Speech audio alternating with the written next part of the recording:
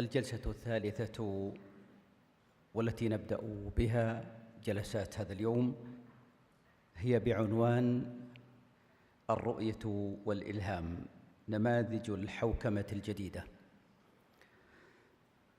ندعو الآن صاحب المعالي وزير التعليم الدكتور حمد آل الشيخ بأن يتفضل، فهو متحدث في هذه الجلسة، والضيوف الكرام الذين يشاركون فيها.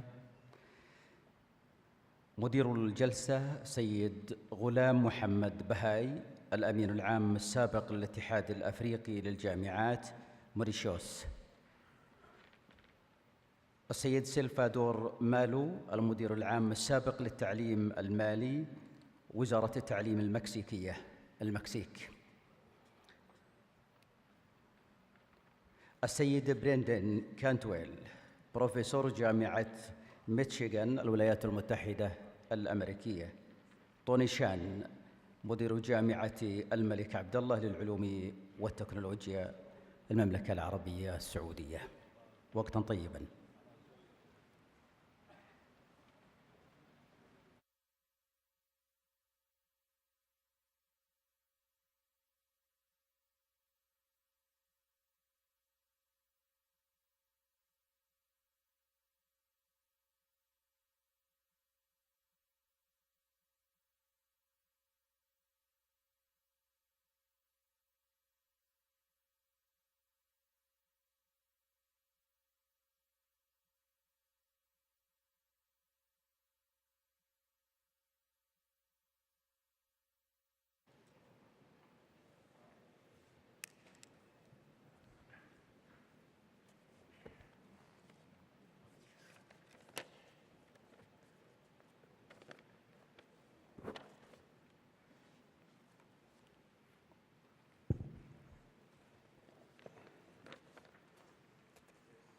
Good morning, ladies and gentlemen, excellencies, distinguished guests.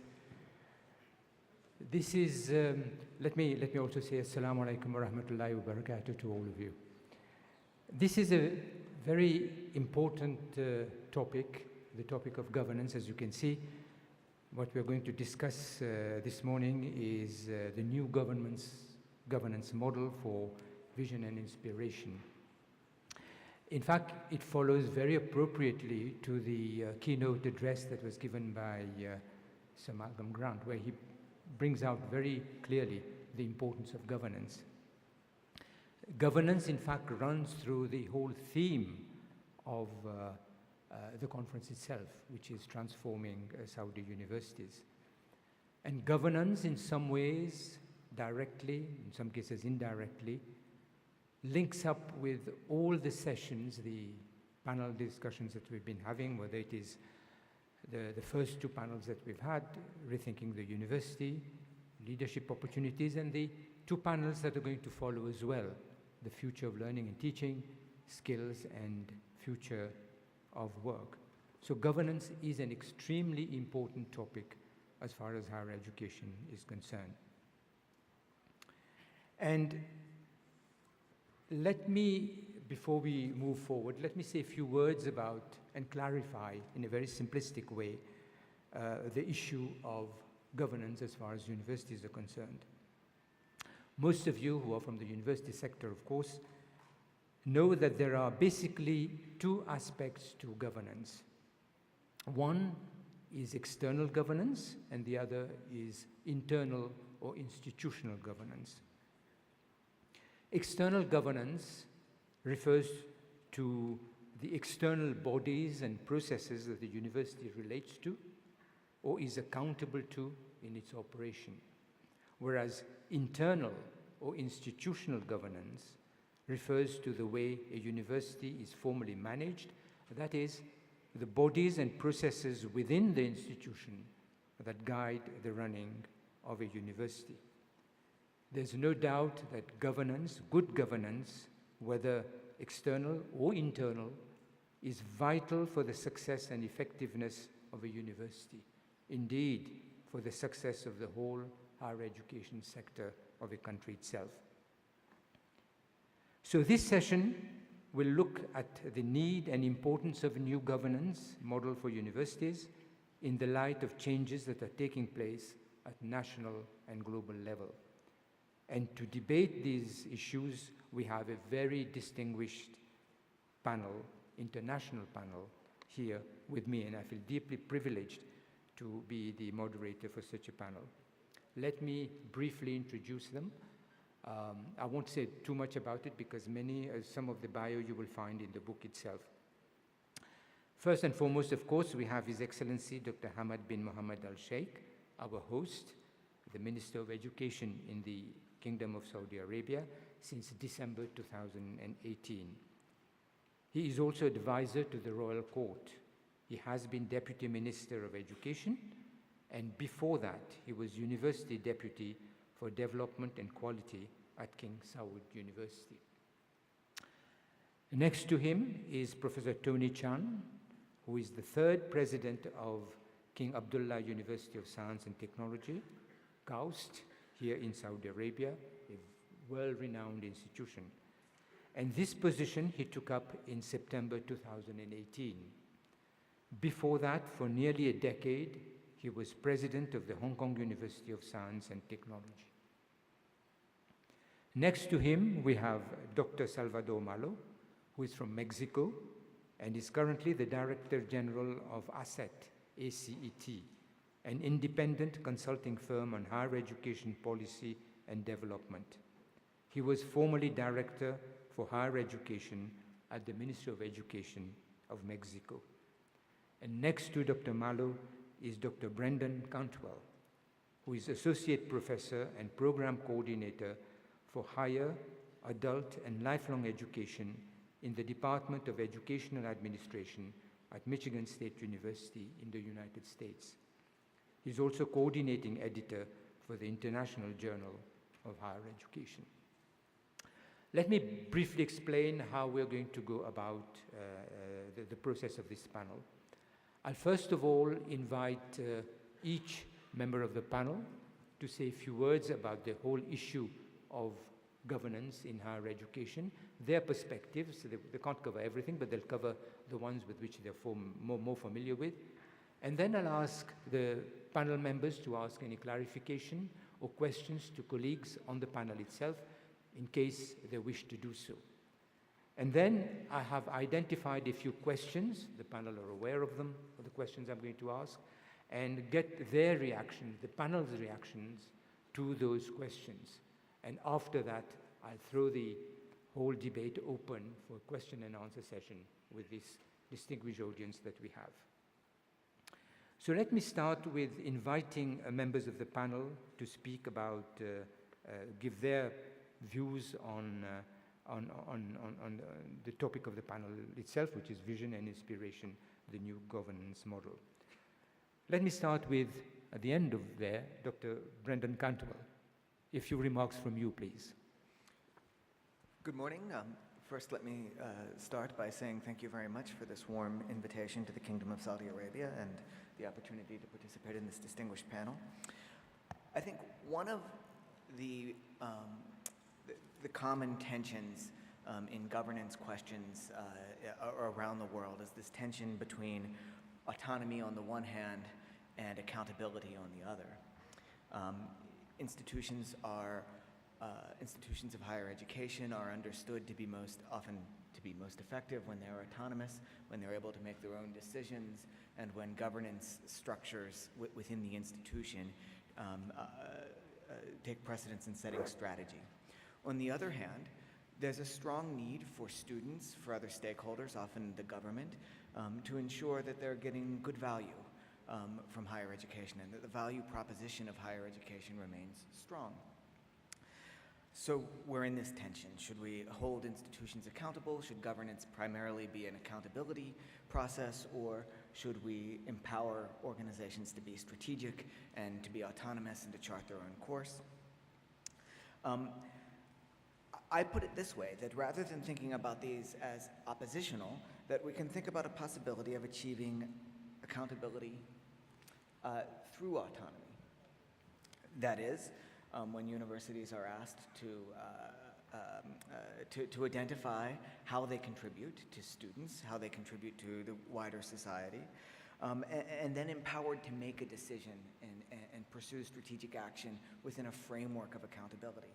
So rather than thinking about this tension as fully oppositional, that governance can be understood as a way of using autonomy to achieve accountability and the value proposition for society. And I think we'll just give some brief ideas to begin, and I'll leave it with that.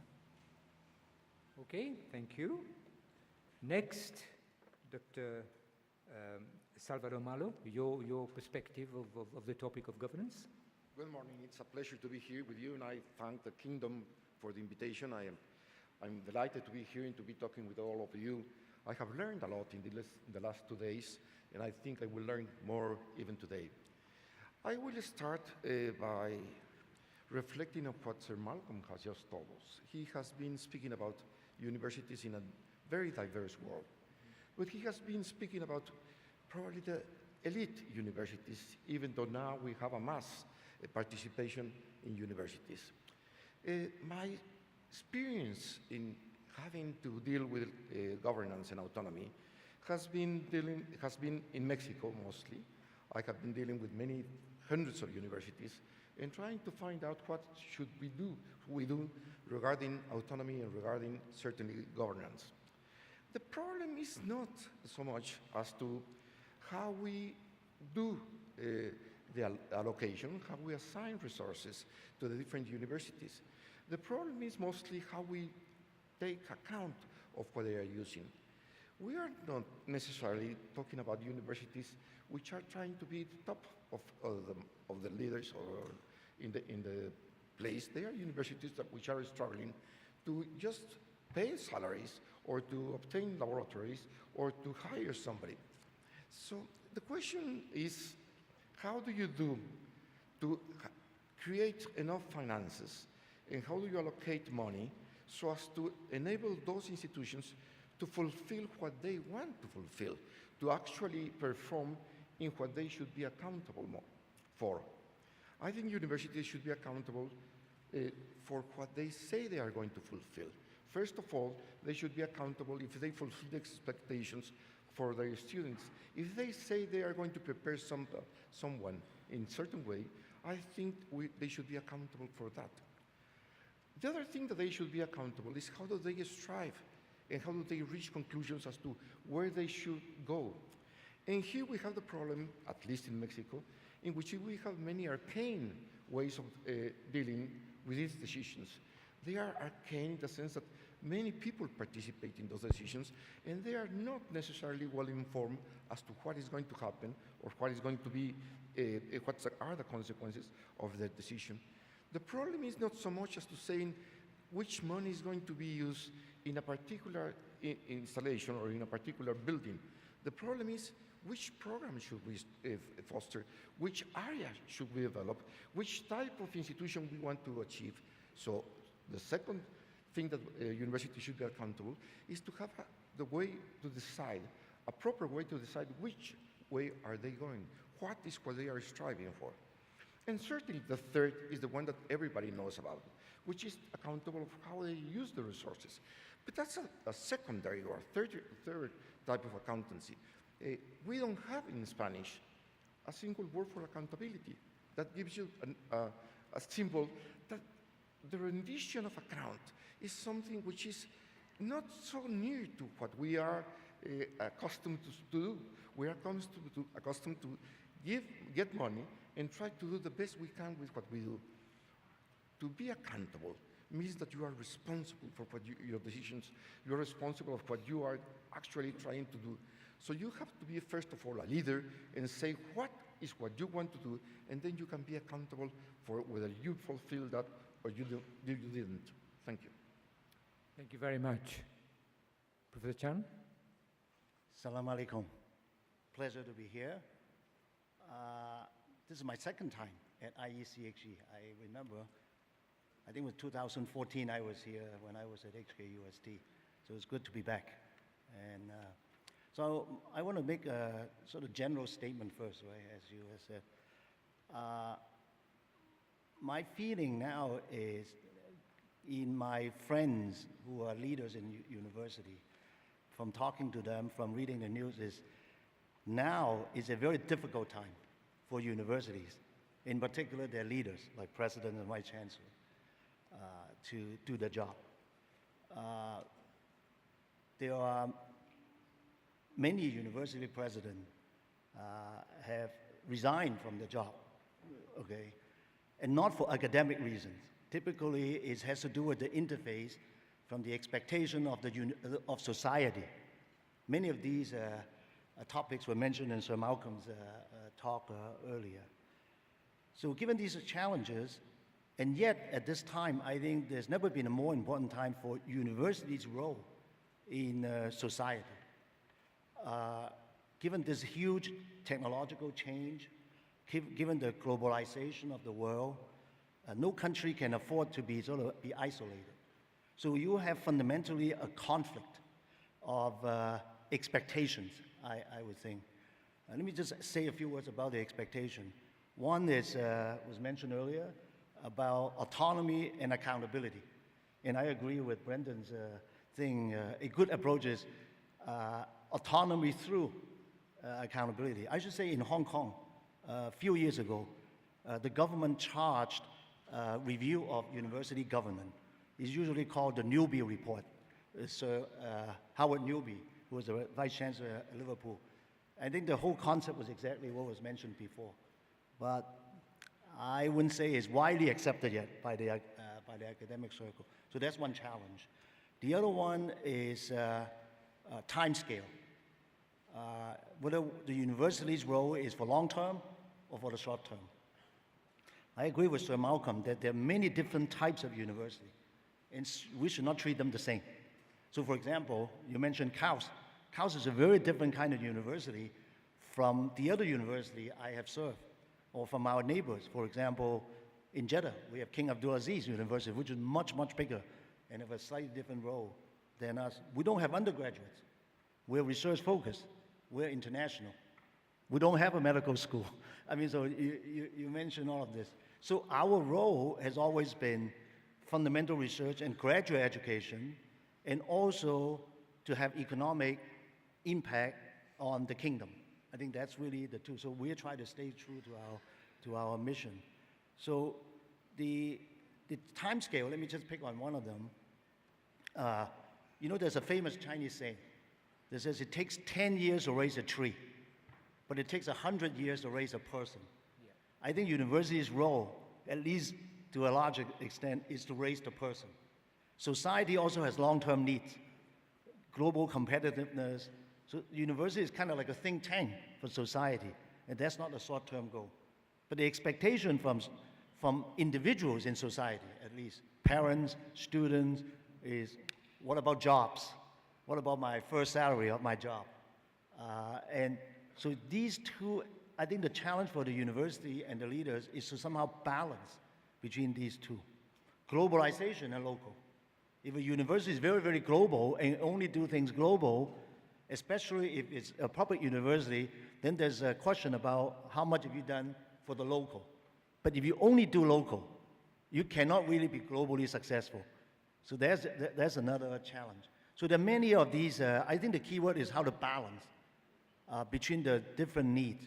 And the approach, in my personal belief, is not to just tilt to one side, to say we only do this, we don't do the other one. So that's the challenge. Maybe I have a chance to explore more later in the discussion. Thank you. Thank you. Excellency. Thank you. Let me start by outlining some observation about universities and expectation about university from societies in general, and probably the business model of building university. I think if we start from the business model, we find that we inherited or mimic the Western model of building university, where you have university board and scientific board, and there is a president, vice president, or vice rectorates, and then different deanship, etc., and different department board, etc., And then there is the regulation of academics, etc. And it's really not necessarily the important or the most suitable structure to build a university because we know that structure follows a strategy. And if structure follows strategy, then you must build your strategy. What is your objective? Then you build your structure. However, most universities really come up with a typical structure and put it, then later on they build the strategy. So they start with a limitation of mimicking or imitating the Western probably form typical for a university. On the other hand, we talk about expectation from society.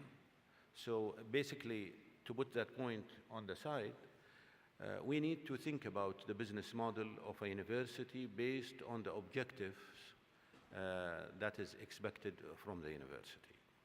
Sometimes we see large structure because it grows out of hand, because there is the, they just start,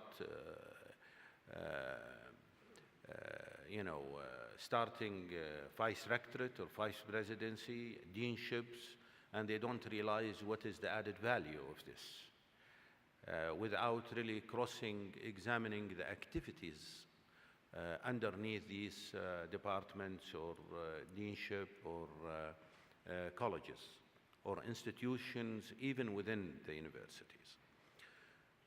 Putting that aside,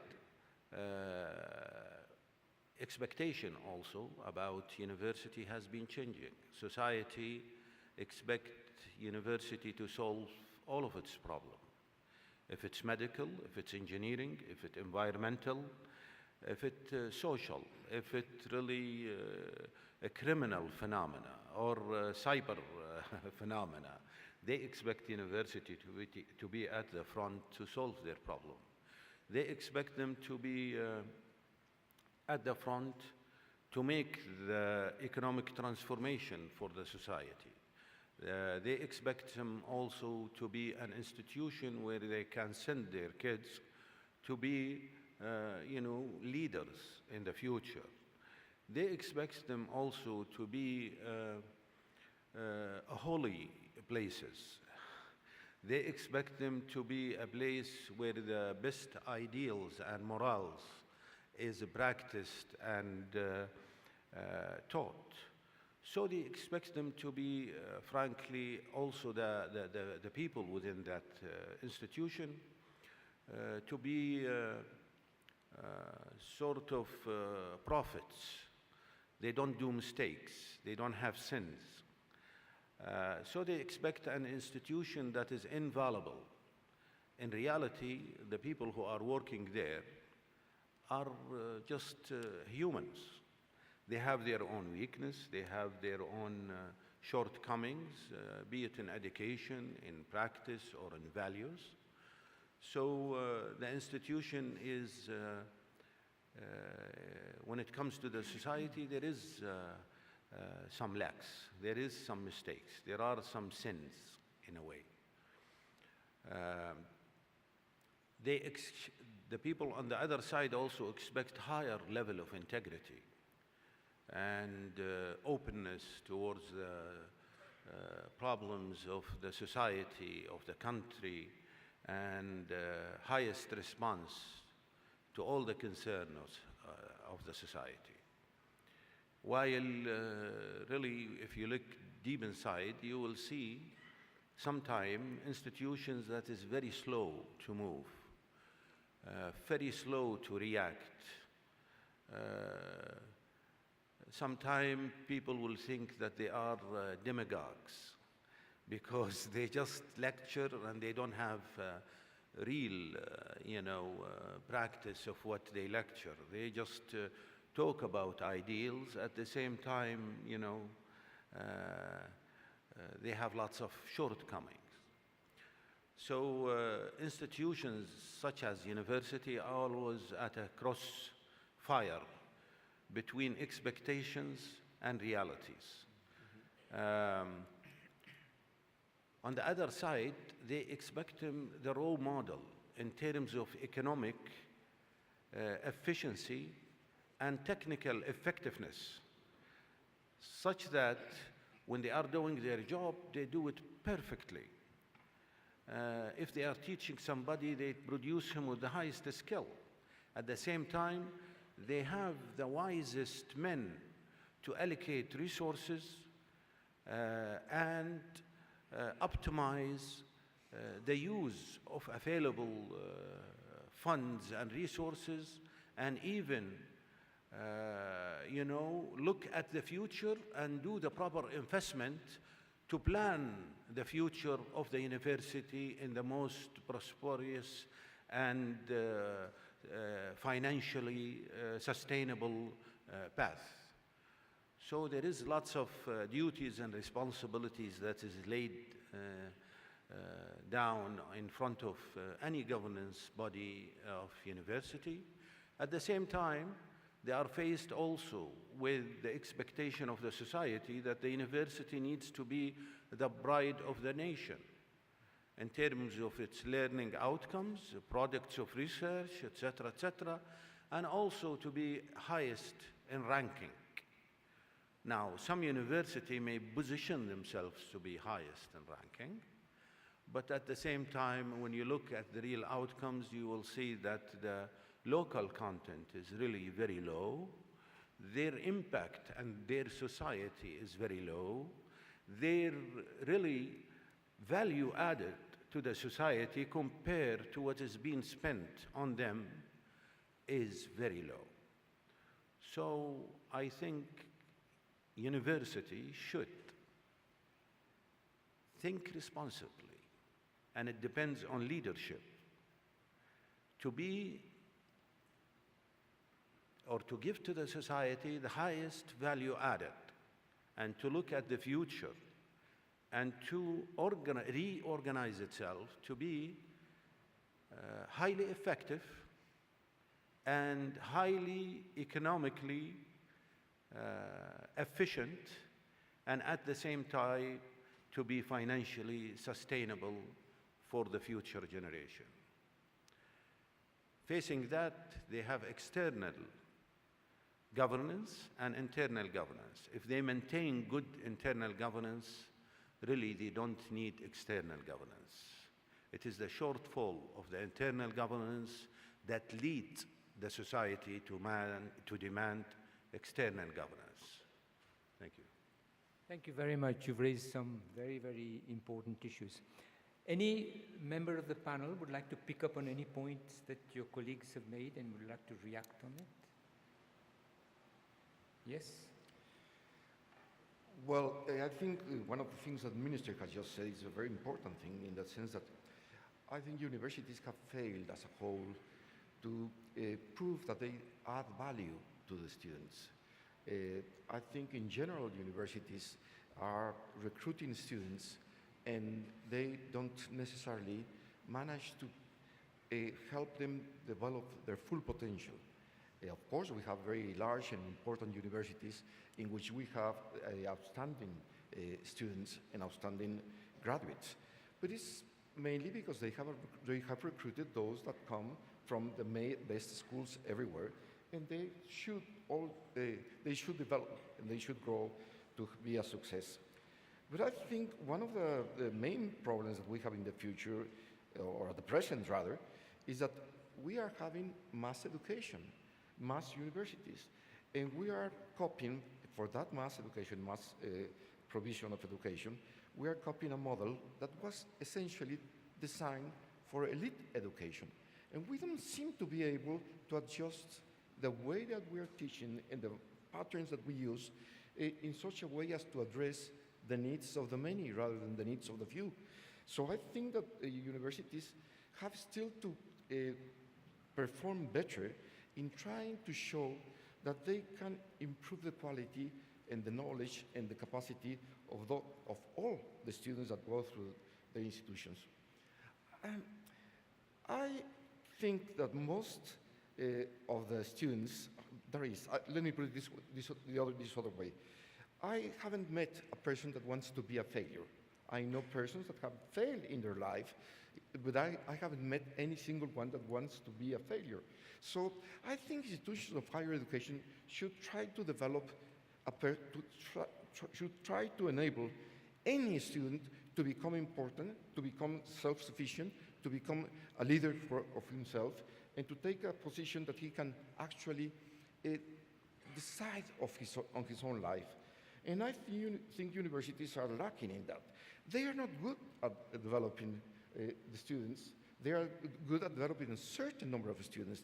The pattern which they are teaching is the same that we have been teaching for many, many years, when we know that there are many things happening now that we know much better how students learn, how people learn, how we can develop. And I think universities are failing in that. They are also not very good at, I think, at solving the problems of the nation. Certainly, always knowledge was created outside universities, but not at the size that it's happening today. I think knowledge is being created all over the world, in many, many places, and not only universities. And universities seem to be out of touch with that. They don't think that it's important to attend knowledge that is being produced everywhere, and they think that they are the only ones that are producing knowledge. I'm being very provocative in this. I feel that it's important to do that, because I think they are not even good at what they are best. Universities are at their best in advancing knowledge, but knowledge is being produced in many, many ways, and we don't seem to be able to incorporate that knowledge as fast as we need in universities. Now we know many more things than we did before, and we see the major developments are occurring outside universities, not within universities. Thank you. Anybody else? Yes, Tony? I think I should give the university a bit of a defense, okay, given this. I mean, there's a lot of room for improvement in the university. I think there's a lot of room for improvement. Sure. Part of it is because what I said, there's a changing environment around the university. You know, when Oxford was founded 900 years ago, the world was very different from today. And when I went to graduate school, it's very different from today. So I think that's part of the challenge. I want to come back to the point of role differentiation. So the different universities, they have different roles. So for example, for society, for example, in Saudi Arabia, it has a large population, over 30 million people. So it has many different challenges facing the country, right? It has to take care of the mass education. Graduates need jobs. Economy needs a boost. So all these are true. But on the other hand, you also need to stay in the forefront of of knowledge, of technology, to have a think tank for the society. And these need not be in the same institution. Because if you put them all, if you homogenize, I think that's the word that Malcolm used, you will just make everybody mediocre in achieving their goals.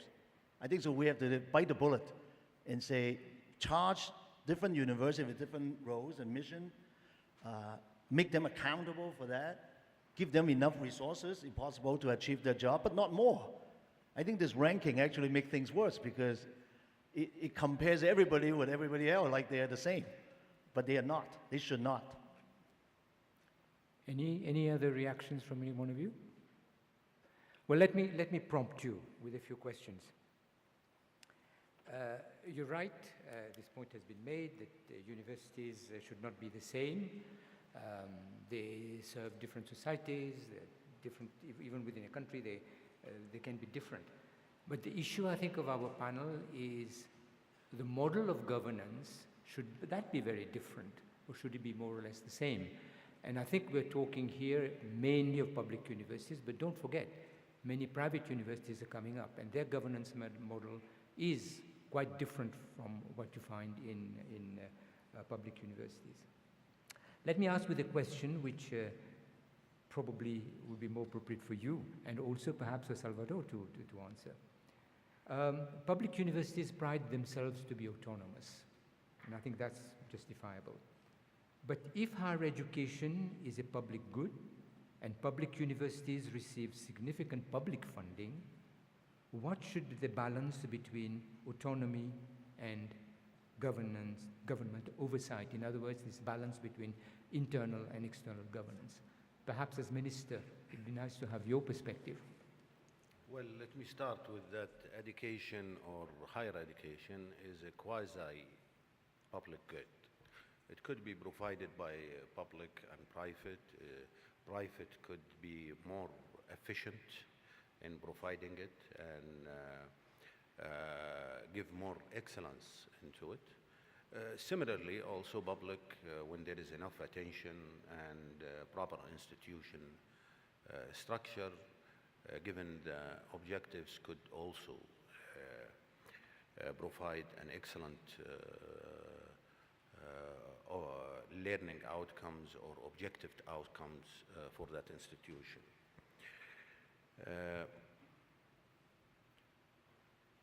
Given that, I think also in terms of governance, we know that there is external or internal governance.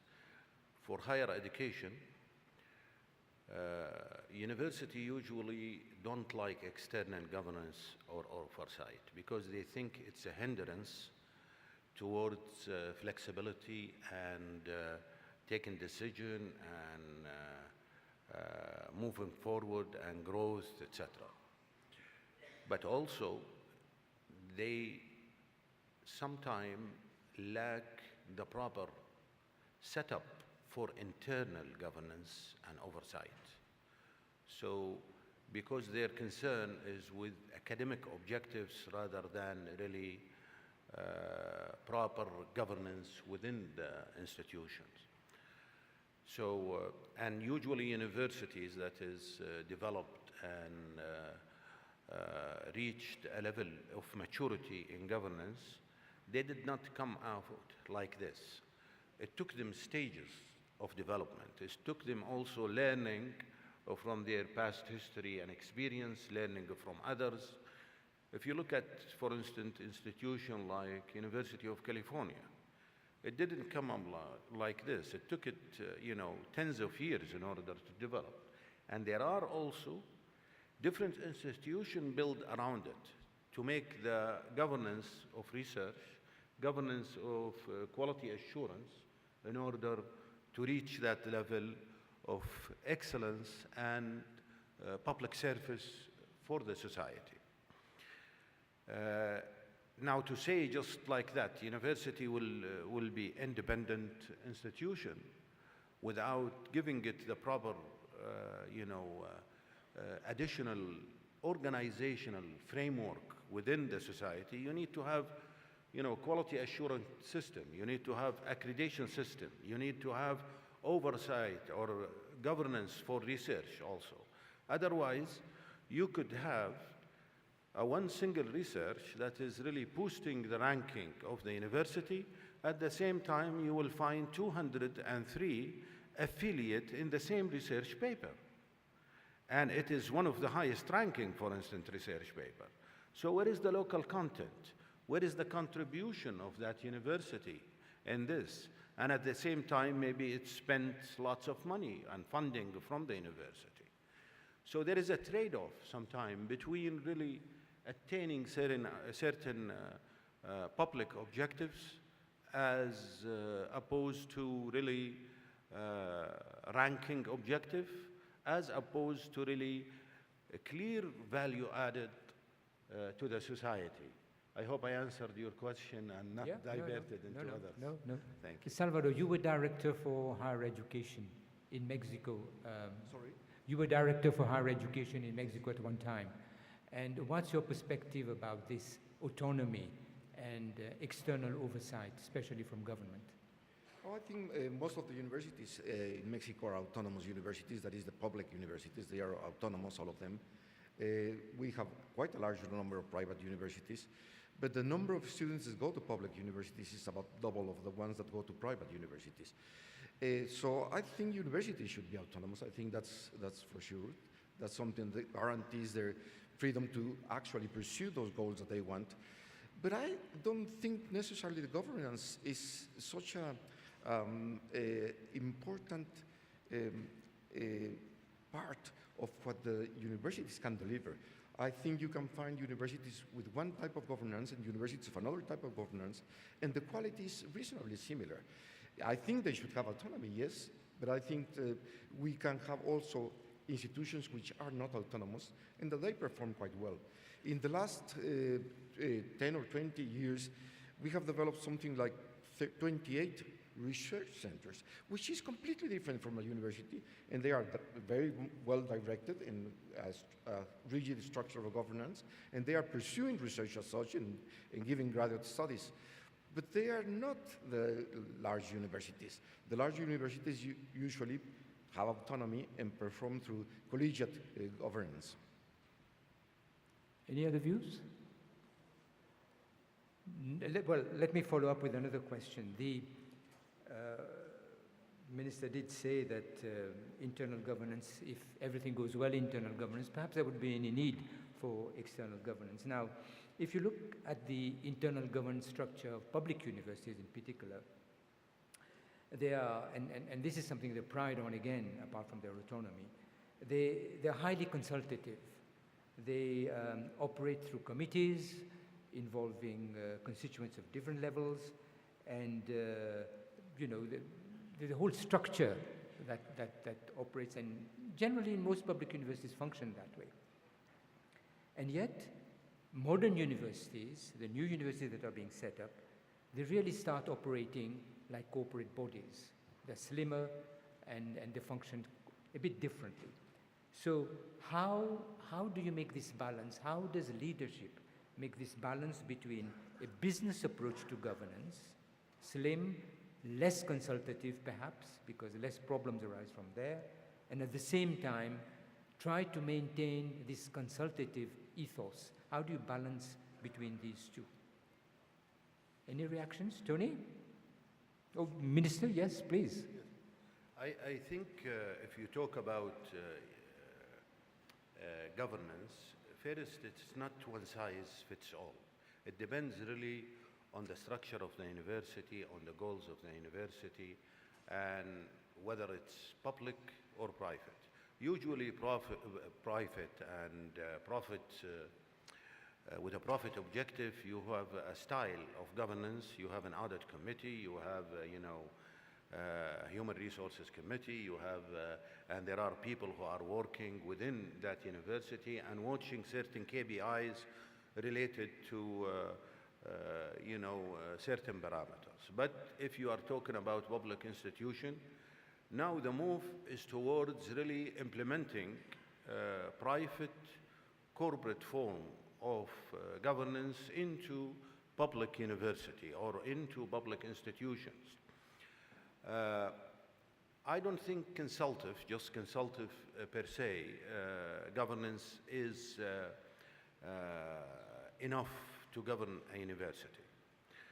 Because in that case, we are expecting that people who are working within the university are angels, and they are sinless, and the institution is inviolable, أو مؤسسة معصومة.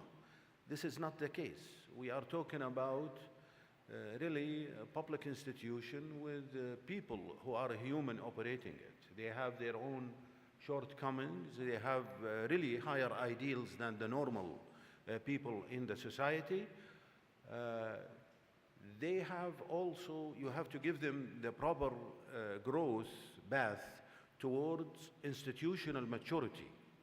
Institutional maturity also dictates that you need to give them probably what is proper now for governance as a structure and procedure may not be appropriate after 10 years. You need to modernize it along with the maturity level of the institution. You cannot say, for instance, that what is proper for this university will be proper for this university. But there are certain parameters of governance that could be implemented and lead to an efficient and effective governance within the university, and you need very probably light level of oversight from the society, from external governance, such that everybody is keeping up with the major KPIs of the institution. So it's not one size fits all. I think it depends on the structure and level of maturity of the institution. Yes, Tony? Yeah, I want to make a comment on the idea of adopting some business practices into the governance of university. I think there are many good aspects of business governance that can be incorporated, has been. You know, there's the transparency of the process, the accountability, because in business you have shareholders, you have stakeholders. Typically they actually own their financial interest in the company.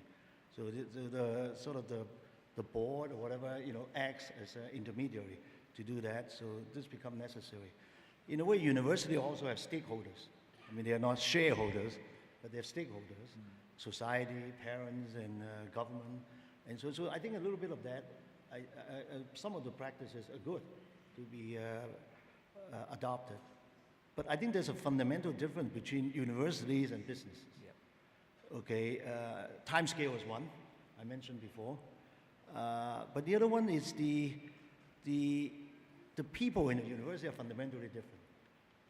The faculty, they are employees of the university, but they cannot be directed by the administration as to their research work. We cannot say the university next year is going to do project A. Everybody, let's split up into 3 teams and let's just do it, which you can do in a company.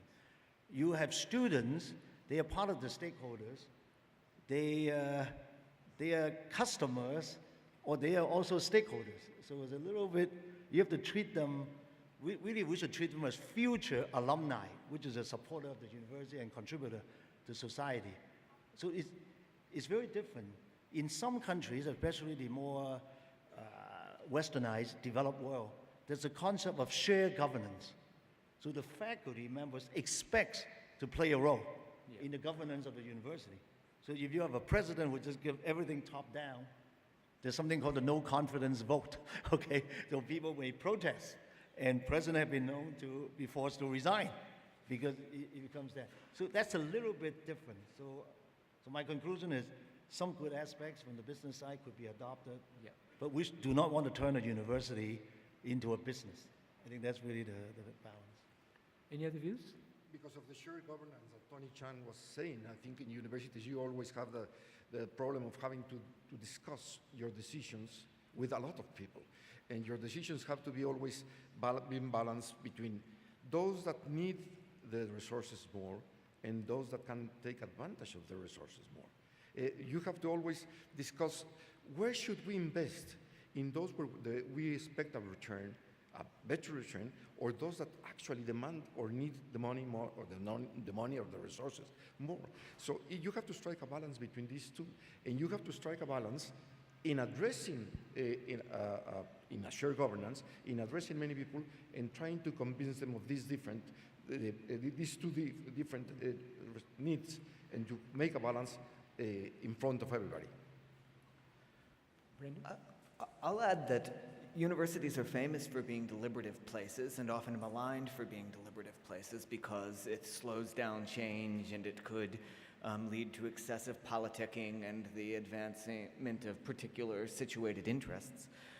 On the other hand, there's a way to use, I think, through leadership, the deliberative nature of universities to harness that deliberative nature to propel change so that you can charge faculties with goals. You need to meet these objectives. You need to implement these changes. You need to deliver this value to your students, to the community, and allow them to take the responsibility to figure out within some parameters how to achieve those goals, because oftentimes heads of department and faculty leaders have an understanding of their own capabilities, the capabilities of their students, the contributions of their students, and to develop frameworks for these deliberative processes to deliver change, not just to resist change.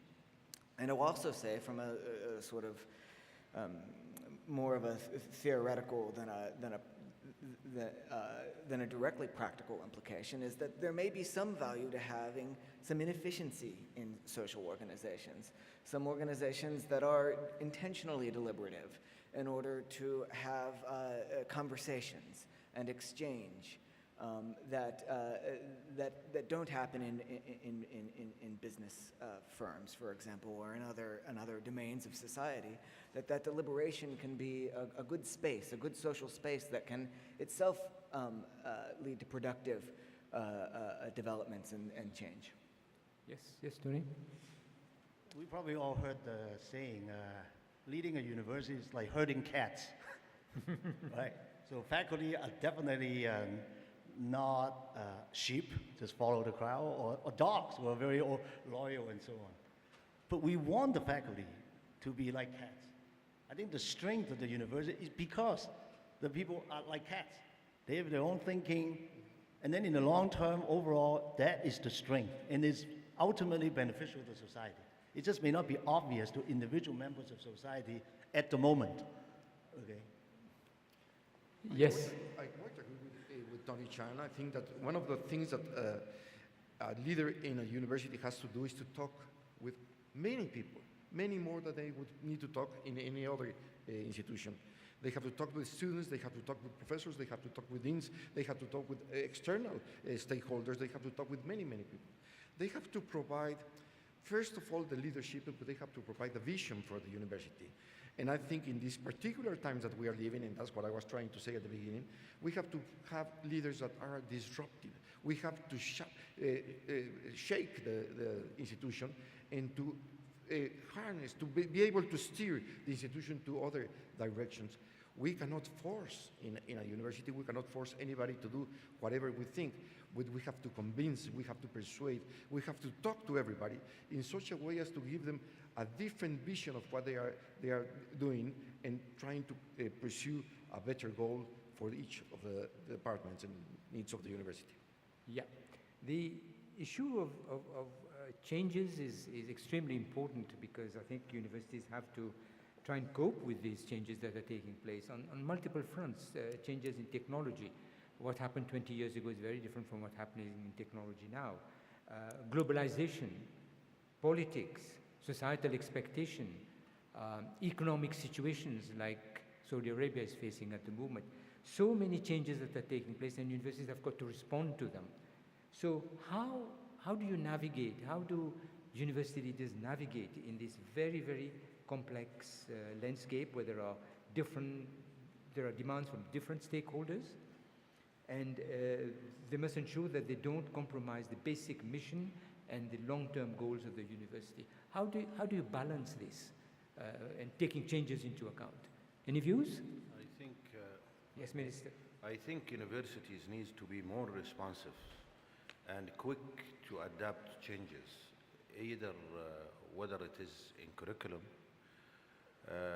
on the aspect of teaching and learning. They need to change curriculum as jobs changes, as requirements and skills are changing. Now we are in 21st century. What is needed in terms of skills matrix and requirement and competencies is different than 20 years ago. You cannot have the same curriculum that served 20 years ago to be taught now for the same job that has changed its competencies and skills requirements. You have a changing also occupations, either increasing or changing in terms of competency requirements. The curriculum, what is comforting in most fields is that they follow, for instance, international textbook requirements, be it in medicine or in engineering. The problem comes probably more in social sciences and arts and things like that, that doesn't really, because there is no industry of textbook development, such as in America or Europe. So the development of textbook And the whole industry of the textbook that developed, according to changing methodology is not there. So they need the university themselves, if they are responsible and their governance system is responsible, needs also to really review and change their requirements accordingly. On the other side, in terms of research, I think they also need to look at what is the value added of their research? What is the economic impact on the country? Is it really just research that is shelved, or research that is done just for ranking purposes or positioning? Or is it something that will solve a problem or have a new product? There is a big difference. At the end of the day, any public institution, any public university or semi-public university, some university that has been endowed by a private endowment or by, let's say, a company that is owned by, at the end of the day, the society will ask, where is my money? What is the value of every dollar that's been spent on this institution, and what its impact, economic impact on my society, on my country, on the humanity in general? Thank you. Tony, you want to say something? Yeah, I don't think there's one model that will work for all. So I think all the academic leaders are struggling. This is the million-dollar question. But I do know that what probably won't work, okay, in adapting to these changes and making the right balance. It won't work if the university does the grandstand. Just say, we're not going to change. You know, we know what's right and go away. I don't think that will work. Or we just retreat into our caves. And so we just don't engage with the rest of society. That is suicidal, I think, and not really good. But on the other hand, I don't think university, given the role I mentioned, should not just bend with the wind. Should not just, give up its mission. So I think the key is to each university has to identify its mission. Usually it's already there. We have to stay true to that mission. But it doesn't mean that you do not want to change. You have to adapt, as the minister said, because the world around us has changed. Let me give you an example of KAUST, where we have tried to make this change, even in my short tenure at KAUST. So when KAUST was founded, we had 4 research thrusts, okay? Environment, energy, water, and food. So these are global challenges, but they are of particular local relevance. So that's one good way to balance, right, between local and global. If we pick some other area that is only of interest to the kingdom and of no interest to the rest of the world, then it's more difficult for us to sort of make the name, okay? But in choosing those fields, we are also need to adapt, because we picked those fields more than 10 years ago when we were founded. What has changed in the world of technology, let's say, because we're University of Science and Technology, in the last decade? I would say you agree, many mentioned AI, the digital revolution. So we are now making a big push in AI, machine learning, cybersecurity, robotics, and so on. And I think this is still true to our mission, but we have to build up. I agree with you that the vision is very important. Most of the faculty members, at least at KAUST, they are motivated by vision. They join the university because they believe in it. They want to be part of the startup team, if you will. It's part of their legacy. That, to me, is the strongest motivation of people. Money is important. Without money, you really is insufficient. So, Minister, we are trying to adapt. We look at the national need. There's Vision 2030. We know we want to upgrade all of the education level of the whole country. We, Little Cows, will want to make a real contribution. So we will try to engage with private sector, government. We try to be the international place where we engage with the rest of the world and bring in the international people. So that's what we need to do. I want to mention one thing about technology. You mentioned, because we are science and technology. Nobody can predict the future. And technology changing even faster than when I was a student. My PhD is in computer science. So when I studied computer science was new. I went to Stanford, one of the best departments. No professor at Stanford had a degree in computer science at that time. Okay, so they had to create this field. Okay, and that's what the country needs, is to have people who know enough about the basics, have enough confidence in their ability, have the foresight as to what the world is like, have the ambition to be part of that team. That's what you need. And nobody predicted, by the way, that computer has such a big role in our lives, today, as 50 years ago. The famous saying, the IBM founder, Watson, was saying, there's no market for computer. Maybe there's 5 for these big computers. Okay, this is before even laptops and personal computers. So we need to be bold and and we need to adapt. We need to adapt. I think that's really, I agree with the minister on that. Any reactions? Yes? Yes, I think I agree with Tony Chan, and I think it's very important to have the mission. But we have, in the universities, the main mission is to train people. It's the main mission of any university. It takes 100 years. It takes 100 years, yes.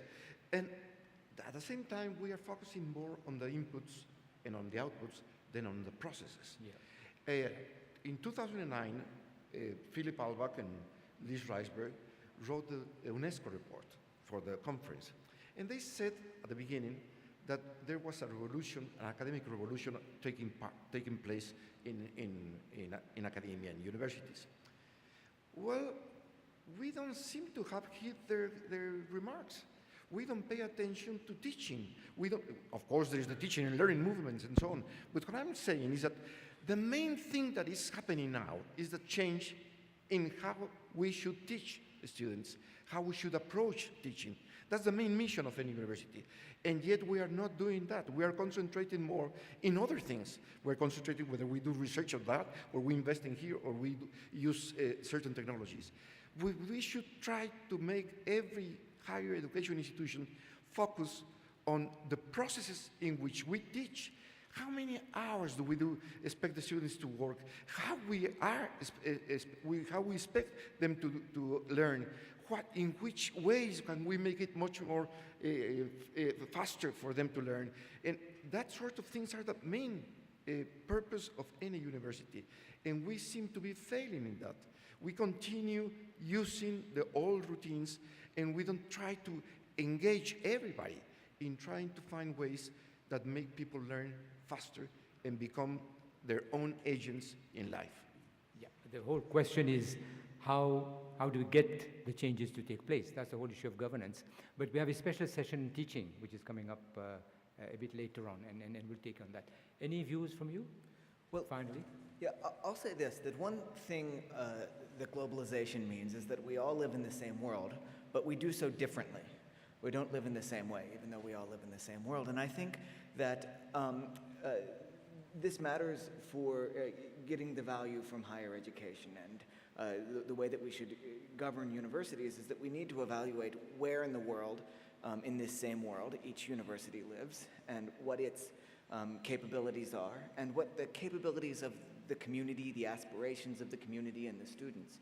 So we can identify a lot of very important indicators like learning, like return on investment in terms of publication, the income premium. But I wonder if governance, one goal of governance ought to be to enhance the capacity of universities and their capabilities to allow individuals and communities and nations to engage in self-determination. And so that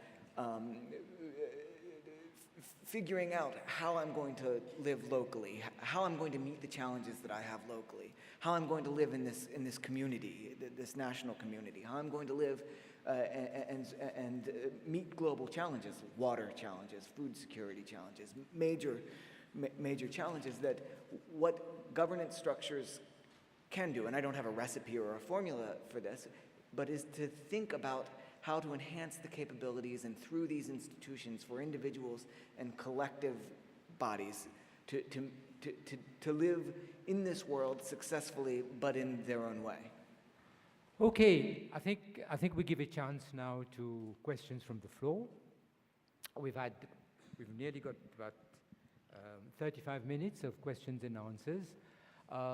Very big audience today, and just to make sure that we do capture as many people to get their views as well, what I'll do is I'll select 3 questions at a time, and we do it in rounds. Get views from the panel after the first round of 3, carry on until we finish the session. I hope this is okay. The 3, I've seen one at the end over there. Raise your hands, please.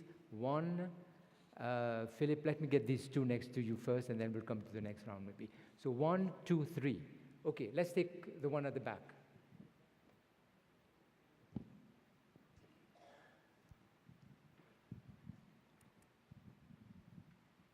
I'll come back later on. Thank you, the panel, for this inspiration panel. My question about the governance, I mean, in short, I think the governance is ensuring that there are structures and processes in place to ensure effective and efficient operation of an institution generally. Now, with what's happening, all the disruptions in higher education, with the technology impact, the way the technology is going to change the higher education, I would have expected to know that what are the other responsibilities of the different boards, because the Board of Trustees normally is the board which is entrusted to make sure that the universities run properly and effectively. I would have expected to hear more about how the new boards would be able to address what is happening in the future as far as higher education is concerned, in terms of the different boards, different expertise in the different boards, to ensure that all what is important now in the future of higher education is being addressed. How do you see this impacting the constitution of the current boards of governances in different institutions? Thank you. Okay, the 2 in front here. Yes.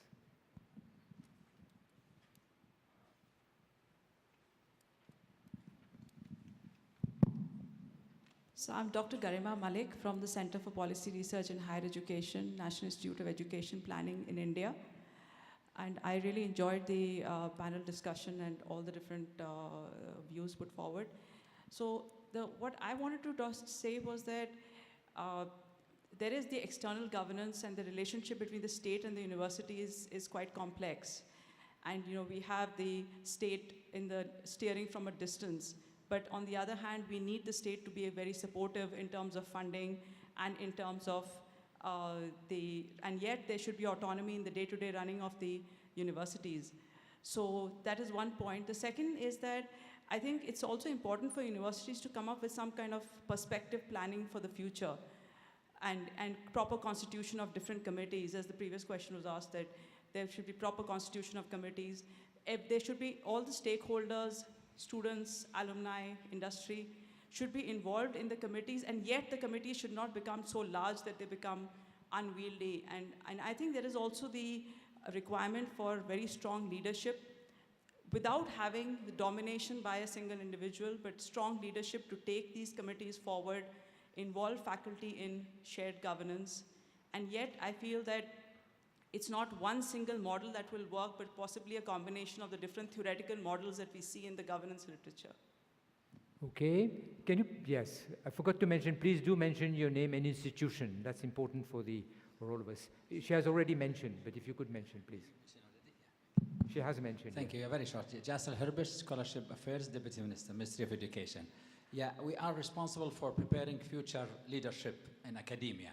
Okay. If we can do something to implement this nice trade-off between autonomy and control or accountability, then we can do it through our future leadership, definitely.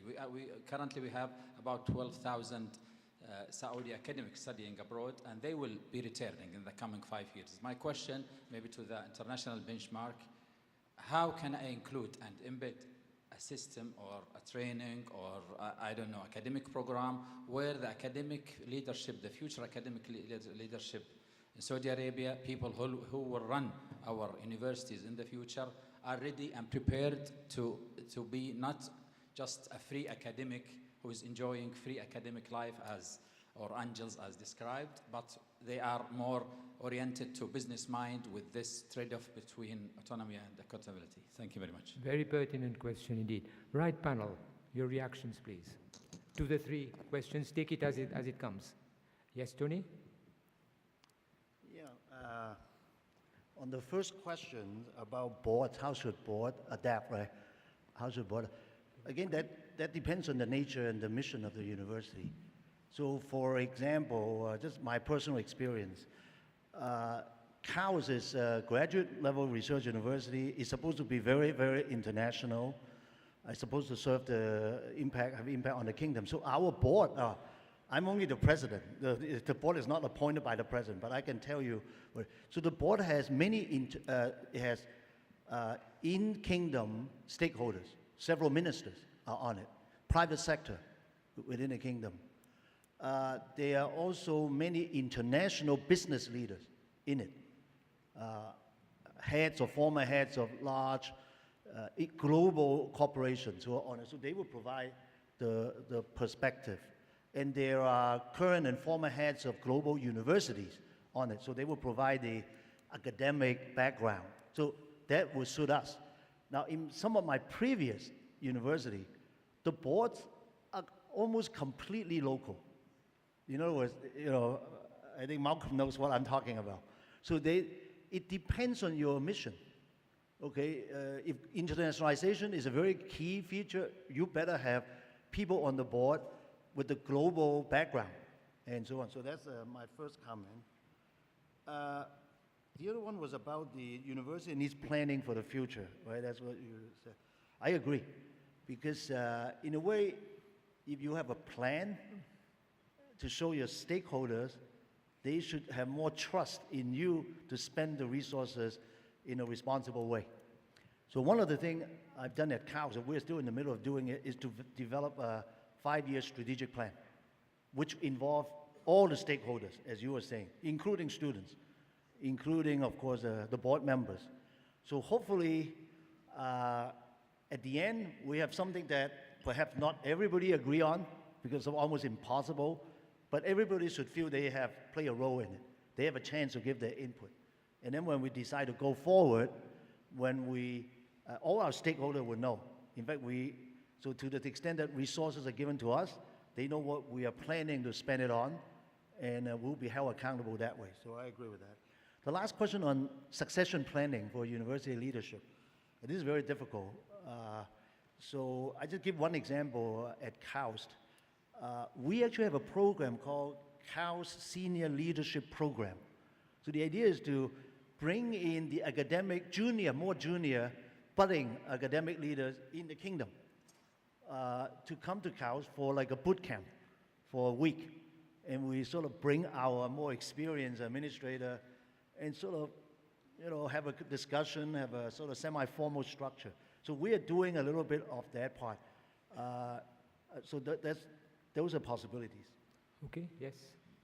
To the first question, boards, I think I would try to have boards that are really engaged. I think that many boards are just there to stamp whatever is happening. So I really would like to have boards that are really engaged. Second, that they are diverse, that they represent diverse views, different ways of looking at things. And third, if possible, intelligent. So those three things would make a board actually work and give good advice. Usually boards more or less try to take care of an equilibrium in the institution. So, and you don't need that. You need to have boards that are actually continuously provoking and challenging the way that you are doing and always finding new ways to address the problem. The second question regarding planning, I think it's very difficult. Technically, it's possible to do many different plans.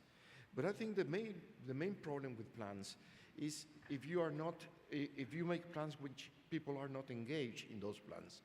The difficult part of any plan is to have the community get involved in that plan, really accept that plan. And therefore, the only way to actually do that or achieve that is to try to embrace or bring as many people as possible to make the plan.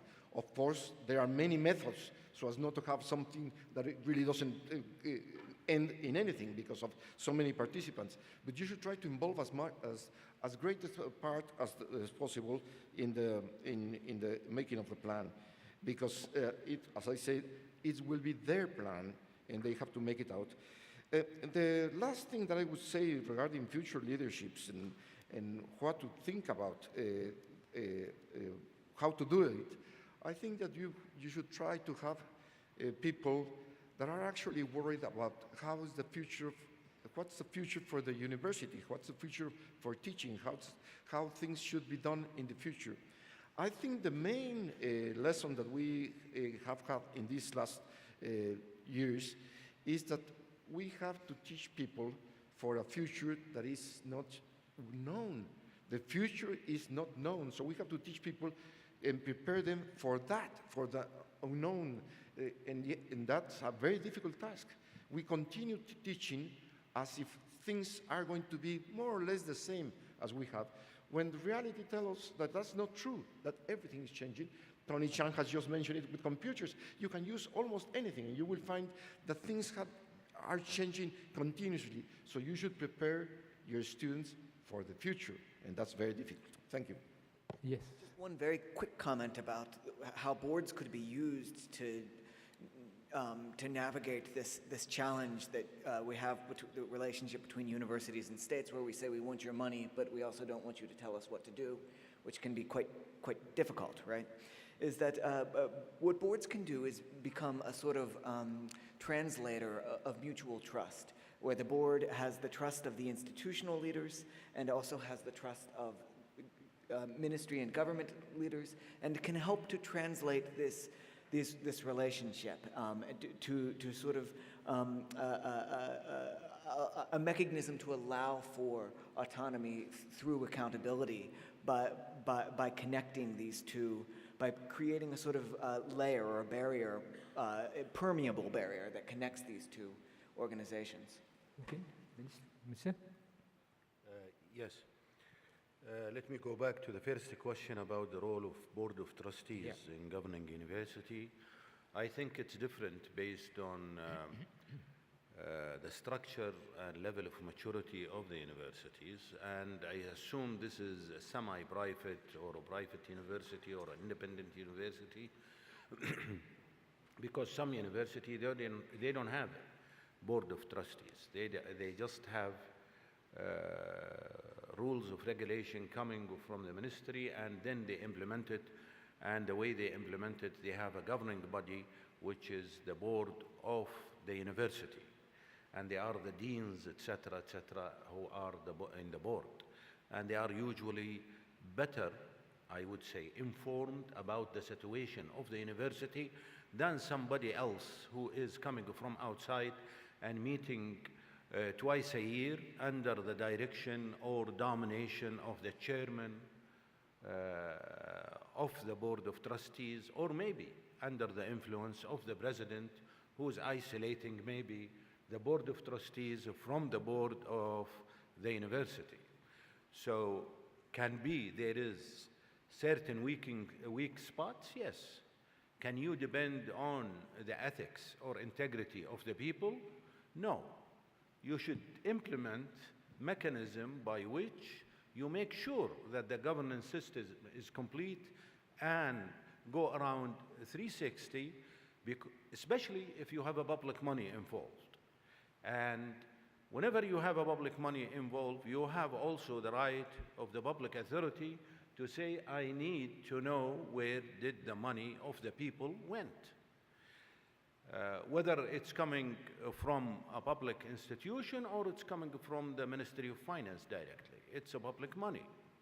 At the end of the day, I need to know how much you spent, where you spend it, and how much value added you did for my society.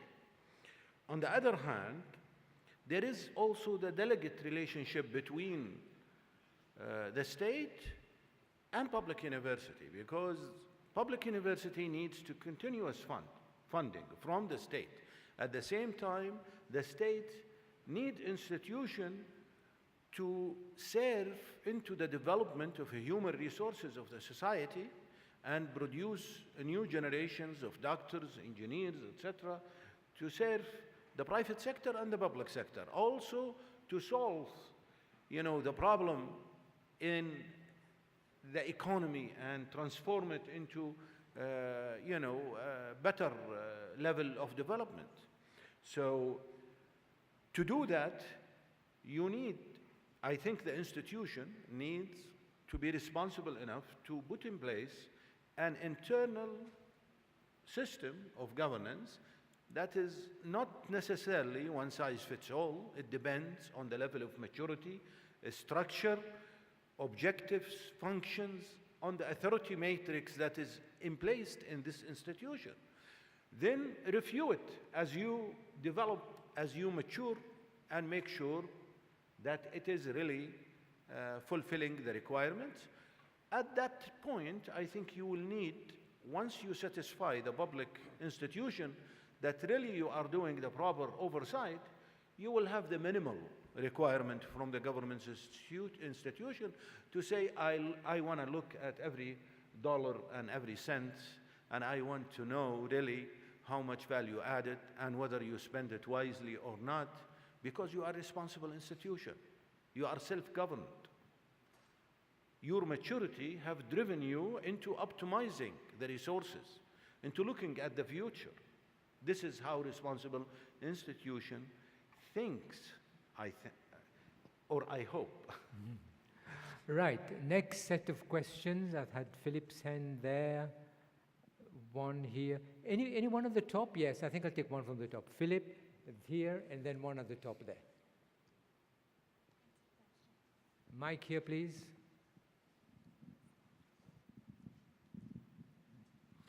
Thank you. Philip Altbach, Boston College, USA. I have two questions. One of them is a simple one to ask, but maybe a difficult one to answer. And that is, universities are now large institutions. What's the difference in a university between governance on the one hand and management on the other hand? How do they fit? And my other question, partial comment, is Tony Chan and also Malcolm before have talked a bit about differentiated academic systems. That is, all universities don't do the same thing. Indeed, most of them are not research-intensive institutions, although most of us in this conference come from those institutions and we tend to be biased toward discussing them. But in fact, most universities are engaged in other activities, mainly teaching. So the question is there a difference, should there be a difference in governance between different levels of institutions within an academic system? Thank you. Yeah, here. There was one here. And then the third one will be at the top.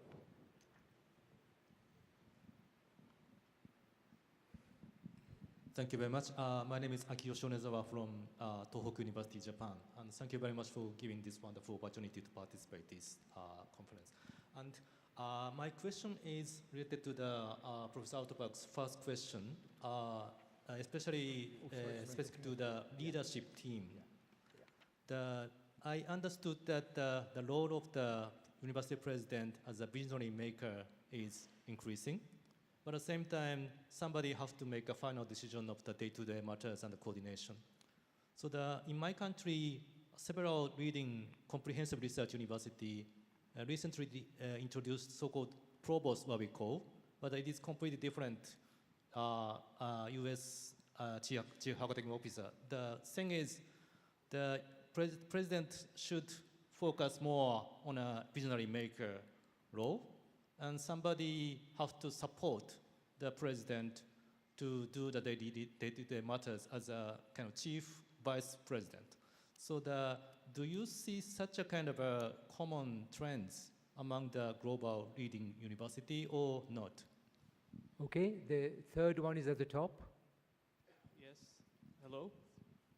My name is Saud Bakulka. I am an undergraduate student at the University of Jeddah. I'm up here on your left side. On your left side. Yeah. I thought right I was here. asking a question from the top. Oh, no, Yes, I am asking the Assalamu question. alaikum. Assalamu alaikum rahmatullah. There was, I did identify somebody from the top. Yes, please. Yes, please. Can you please Thank answer? We'll come back to whoever it was. Sorry, I missed you, but we'll come back to you later on. Sure. Yes, please. The question from the top. First, thank you for this opportunity. I want to thank my King Salman bin Abdulaziz for supporting higher education with such a very distinguished conference, which we all know this is one of the most distinguished conference in all over the world for the very selective speakers which they choose, who they choose. My question is, and I really thank all the speakers from the first day till today for the very distinguished presentations. My question, as we heard about the rethinking of universities, can we ask a question about the credit hours of higher education, of the programs of higher education? I think after this discussion, we need to think about this and the curriculum. I think we can't push the universities to participate in economy with such credit hours in a short time. I think we need from the policies to rethink of the credit hours for all the programs. Okay. Giving the universities a chance to be part in pushing the country economy, I think also it needs certain policies from the ministry which always support the universities. Thank you very much. I don't think it's quite relevant to governance, but at least we've got your point, and maybe we'll see the reactions here. Right? Any reactions from you? We have another round. We'll have time for another round. Yes, please, Tony. Don't want to always be the one to go first. Yeah? Maybe a comment on the first question on related, so between board and management, right? Between the governance and management. Well, management, you mean like presidents and vice presidents or vice chancellors and so on. What their role is, you know, really to operate the university, but also to provide the academic vision. I mean, that's key. Because most board members, rightly so, are not necessarily academics, right? So you need to have that. And the management is held responsible to the governance structure, to the board. Because as I said earlier, the board acts as an intermediary between the stakeholders and the university management, be it government, be it taxpayer, be it individual parents and students. Now, but on the other hand, I think the board themselves also have to be accountable. That depends on the local structure, right? Either they are appointed by the government or they are self-selected. Many boards are consisting of alumni of university. For example, in America, most of the board members are, but I think everybody has to realize that they are not the other entity. You know, management is not the board, so management has to be responsible and be accountable, and the board is not management, which is charged with this duty. But often in the interface is where some, you know, it's difficult, I think, in the interface. But if everybody respects their role, then the institution will be able to move forward more efficiently. Okay. Any other reactions? Well, essentially, I think that the difference between governance and management, I was several times manager, and a few occasions governor. In the sense of governance is giving direction, giving vision, and gaining trust of all the people involved. Management, as Tony has just said, is to operate things, to make them happen, but it's really, you are getting involved into the nitty-gritty of doing things. Regarding the question of, I think somebody said a question whether how you make a leadership team or a team that actually responds to the leader. I think you have to find people that actually can be independent on their own behavior and in their own way, but they are understanding of what you want to achieve, so they can behave and execute normally what they have to execute, rather than having always to be asking you what decision they have to make. You have to find people that understand and are able to execute. I think that's what I would say. I'll add a few thoughts about the governance of differentiated systems. And as Professor Altbach has mentioned, we've mostly probably been thinking about research universities which kind of stand alone, right? They're their own entity, but oftentimes the students and most institutions might be part of larger systems in which governance will look different, because it won't be just about, it could be a national system, it could be a university system, in which governance won't be about setting the vision and strategy for an individual institution and to fulfill its aspirations and to meet its goals and to maximize its contributions, but rather to ensure that the entire system is in balance and working properly and is providing the right amount of access in the right parts of of an area, right? There's a geographic dimension of this, to ensure that there's not a tremendous amount of duplication of services and offerings. And in that case, this would be quite a bit different when we're talking about managing institutions that are focusing on teaching that might be part of a national or subnational system. And I think that gets to this, in part to this question of whether you need two leaders, one leader that looks inside and one leader that sets a vision and looks outside. And that probably also depends on whether you're talking about a research university that has this standalone identity, this entity unto itself, or an institution that may have its own identity, may have its own culture, but is also part of a system, in which case you may need sort of at the top of this system a leader that looks outside, that deals with government, that sets vision, and many leaders that look locally within. Okay, Mr. You want to? Just let me give a remark on the difference between governance and management, or what is management versus governance.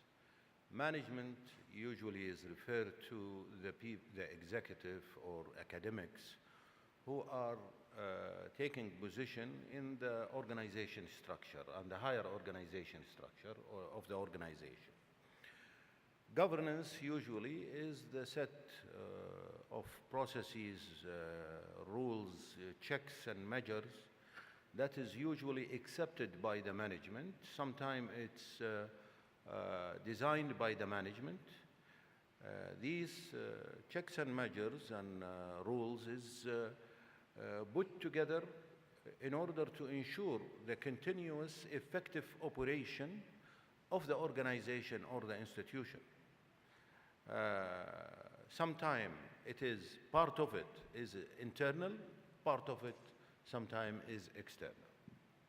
So it is put for the benefit of the continuous functioning and effective functioning of the institutions. Okay, one last round of 3 questions. I've got one here. There was somebody who was speaking and I interrupted. I can't remember. Is it number 3? Somebody who was speaking, I interrupted, whoever it is there, and perhaps the third one here. 1, 2, and 3, or we can go in that order, 1, 2, and 3. Well, thank you very much for... Your name and your institution, please. My name is Ayub Ganic. I come from Sarajevo, from Bosnia, and I'm Chancellor of Sarajevo School of Science and Technology, and I pay respect to this great country for organizing this important event. I have 2 questions. One is related to ratios, to number of students versus number of professors at university. How we achieved an optimum size? Second question. We all like to recruit good candidates for the universities. do we cooperate enough with high schools to help them streamline and prepare candidates for the university and to make right choice where to study? Thank you. Okay, second question somewhere here. Yeah. Thank you, sir. Dr. Abdurrahman Al-Hmeidi, Saudi Cultural Attaché in Austria. I have a comment and a question for the Excellency and well-respected panelist. Please be brief, time is running out. With regard to the governance, there is the concern that for increasing accountability, that there is the caution that the inclusion of the beast of bureaucracy to the universities, which will eliminate the agility and flexibility of the university and universities and will increase the rigidity of the system. So how to strike a balance between accountability and flexibility and to more great reaction to the needs of the market. Second is the question is regard to identity and branding of the university. In Saudi Arabia, there are a large number, or there is increasing number of universities, but we are concerned that they are just replication of systems without having a good identity and a good name of the university, a renowned university.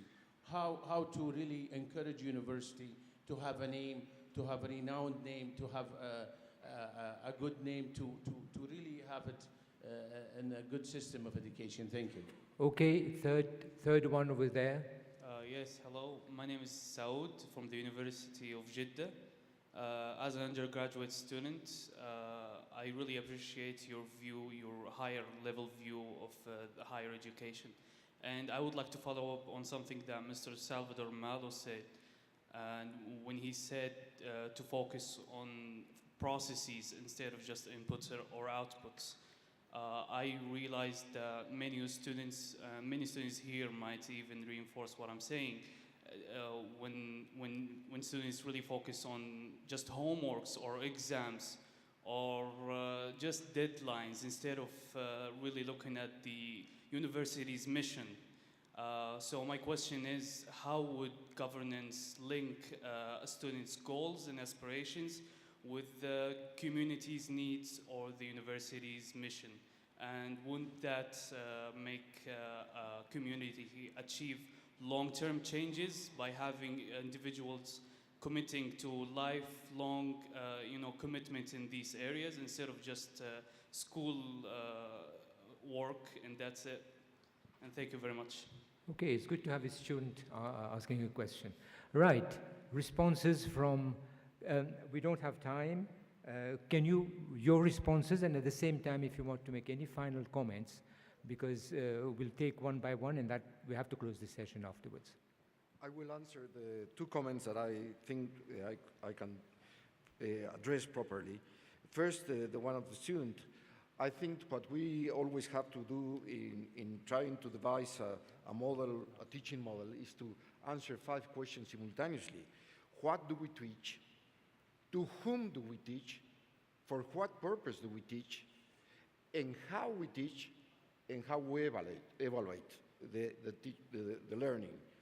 So I think in 2 or 3 of these questions, you can address the needs of the different communities and the different groups that you should try to impinge on. Regarding to the questions of the ratios, I think the ratios of professors to students vary very much depending on the subject and the area. I think in the case of the National University of Mexico, the ratio of students to professors were the lowest were in the School of Music, while the higher were in the School of Administration. So, and that explains simply the way that you have to train somebody, that you have to address the needs of the students. In the School of Music, you have to go into almost a one-to-one relationship with every student. In the case of administration and accountability, you can address to many hundreds of students simultaneously. I think that's those two. My third, just final remark, is that I believe that in all our countries, universities are the group of people most highly trained in most of our countries. So I think the responsibility of these universities is much larger than just for themselves and for the students.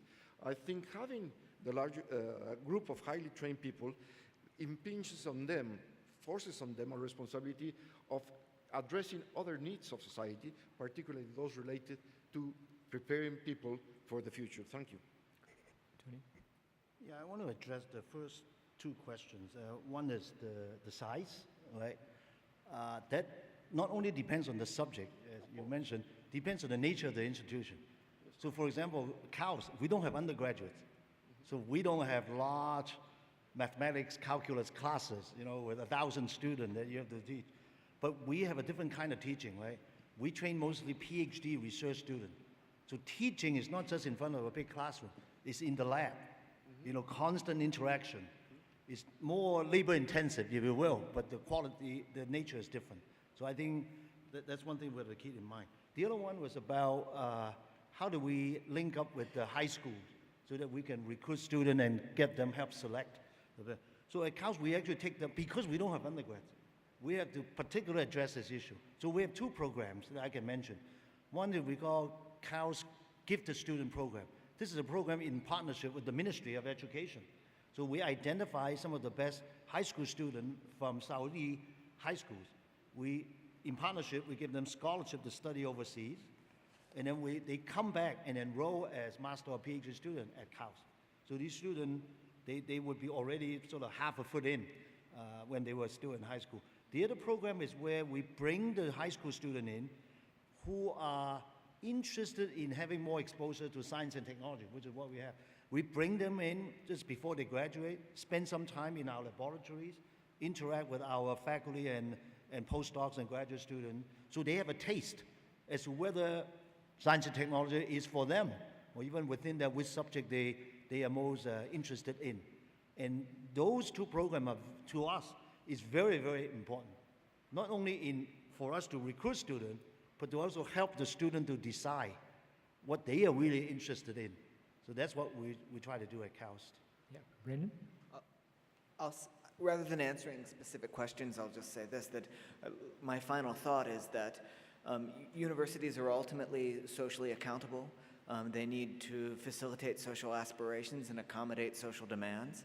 And governance processes, structures, cultures have the responsibility of recognizing what those social aspirations and demands are, prioritizing them and translating them into the sort of organizational form of higher education. And that can include things like how to accommodate the aspirations or incorporate the aspirations of students and their lifelong goals, rather than simply their passing a test tomorrow, or figuring out the optimal way to organize a university in terms of its size and ratio to faculty and staff and students. Final words from you, Minister. Thank you. I think ratios are very important. Always KPIs for an institution is very important. Continuing assessing and redesigning the governance system to ensure there is an effective checks and measures for the institution to keep its integrity and continuous growth towards achieving its goals is very important. Also, you know, university could really find on the lists of graduates that there are students who are attaining the highest score compared to SAT or to any other entrance or admission scores, and they could, you know, invite them for admission or give them scholarship similar to other institutions in the West. As far as you know, rigidity and governance and elaborate governance and redundant governance within an institution, it's really could lead to encroaching on the effective management of the institution. It could lead to rigidity, definitely, but I think it's the institution that should choose how it's being governed. And it should show that this governance is light and effective. You could do lots of levels of governance, but lead to really a stagnant institution. You could lead to layers of, you could design layers of governance, but it will not lead to growth or lead to really effective management. So there is a trade-off between how you design the governance and how you could maintain flexibility and growth in an institution. As far as identity or branding, I think sometimes we go too far in terms of trying to brand an institution. I think almost, if you look at teaching institution, they are similar. They are copied from university around. Their curriculum is copied. The only, if something happened in electrical engineering in Michigan State University, it will be almost coming from all different, I think, university. Then it will come with a lag time to institution in the Middle East and reach maybe Saudi Arabia at the same time. But if you are talking about unique institution, yes, you need to spend more time into branding. Therefore, that branding is following a strategic plan with really emphasis and so on. So it's not really something that every institution should spend effort. Their spent effort should be on the quality of their education, the quality of their outcomes, be it research, be it students. The employability of their students is more important than the number of collaborations with other institutions. The quality of their research and the local content and the contribution and the increasing capacity of research in their own institution is more important than the number of scientific research in high impact journals. One could have a contract with high level or high productive researcher who is remote and maybe have 200 affiliation and has a high impact on the ranking, but does not increase the capacity of research in the university itself. I think I wouldn't blame those, okay? But at the same time, I will emphasize the importance of increasing the university's own capacity for doing research is more important. Clearly, collaboration, real collaboration is very important between institutions in order to develop real solution to societal and scientific problems. I think it's very important to be agile and flexible in universities,